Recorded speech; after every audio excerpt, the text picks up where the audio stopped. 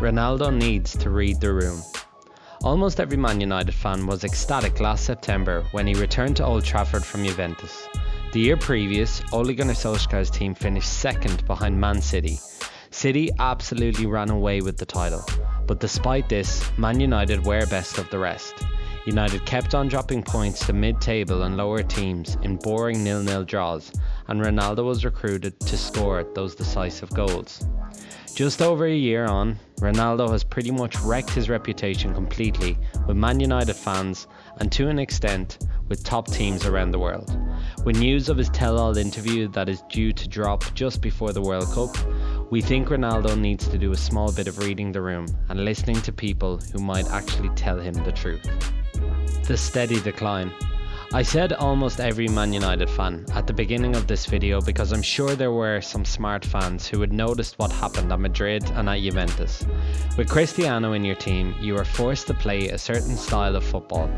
Mainly 9 people run, chase and defend, while Ronaldo waits for the ball to be given to him around the goal. As a 38-year-old, he hasn't been able to do the same kind of running he once did as a young winger.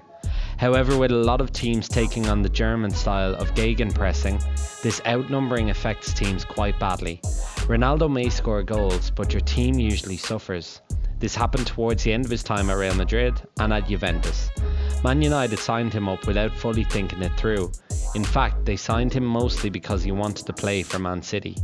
Imagine the tables were turned now and Ronaldo was ruining Man City while United had signed Haaland. Oh, imagine the scenes. Anyway, he affects teams negatively overall. Take Man United over the last 2 seasons. Last season, 35 goals, of which Ronaldo scored 18. The season before that, Man United scored 73 goals. Ronaldo is outstanding, but he cannot play a team game anymore. This unfortunately suggests he cannot do it at the highest level anymore. Just about finished. The Ronaldo mindset. Unfortunately, and it truly is unfortunate, we don't like to see it. Ronaldo cannot accept that he is heading towards the end of his career. It's not enough if you're setting the world alight, but negatively changing the team. Playing him so much may have really cost Ole his job, and interim manager Ralf Rangnick tried to play him a little less for the good of the team. Ronaldo has reacted poorly every time. He throws a tantrum when he is subbed or when he hasn't scored.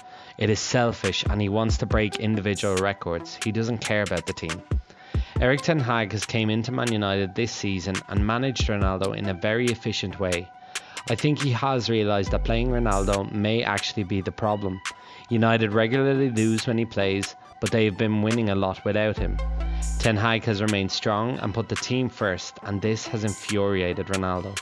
This is what has led to all of those dramatic moments, leaving the Tottenham game, rushing down the tunnel in a mood at the end of games, and now the drama with this tell-all interview. The interview. The issue with the interview is twofold. One is that he is not delivering any new news. The fans know Man United are in a shambles, and the club has been for the last few years. Fans protest constantly for more money to be put into facilities. Our managers have been on a merry-go-round since Ferguson left. We know it's been difficult as we've been here the whole time. The second thing is just why. I don't think he realises that he's just about blown any chance of being re-signed by a Champions League club. The attitude is horrible. The football that he forces teams to play is horrible. There aren't too many benefits for a big club signing Ronaldo now.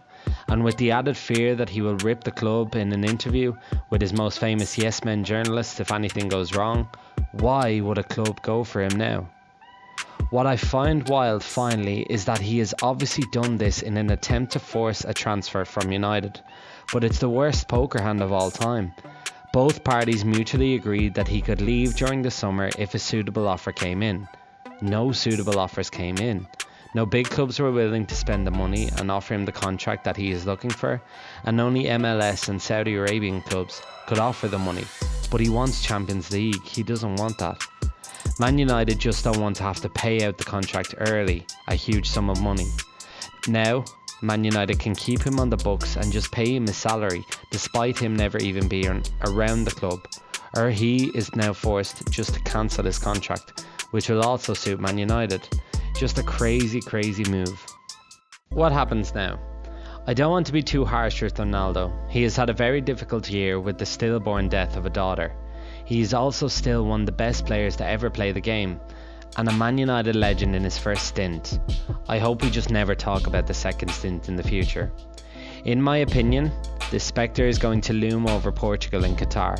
I don't think they will do very well because of Ronaldo's attitude. In fact, I don't think they get out of the group, but we'll discuss this in another video. Erik ten Hag will stay strong and put the ball in Ronaldo's court.